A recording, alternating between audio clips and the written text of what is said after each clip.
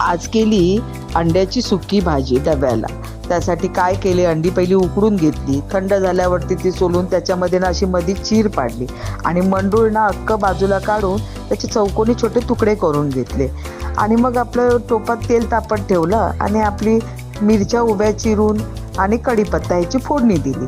चांगले परतून झाल्यावरती त्याच्यामध्ये आपला बारीक चिरलेला कांदा टाकला, टोमॅटो टाकले, परत आपलं हळद, मसाला, परत थोडासा मटण मसाला, आलं लसणाची पेस्ट हे आधी परतून घेतलं आणि चांगलं परतल्यानंतर परत आपलं कांदा खोबऱ्याचं वाटप हे टाकून त्याला चांगलं ना तेल सुटेपर्यंत परतलं, कारण ह्याच्यात ना मी पाणी टाकणार नाही, त्यामुळे चांगलं तेलातच परतून घेतलं, शिजवून घेतलं. आणि मग त्याच्यामध्ये ना मी आपले हे अंड्याच्या फोडी टाकल्या, ते टाकून सगळं एकत्र करून घेतलं.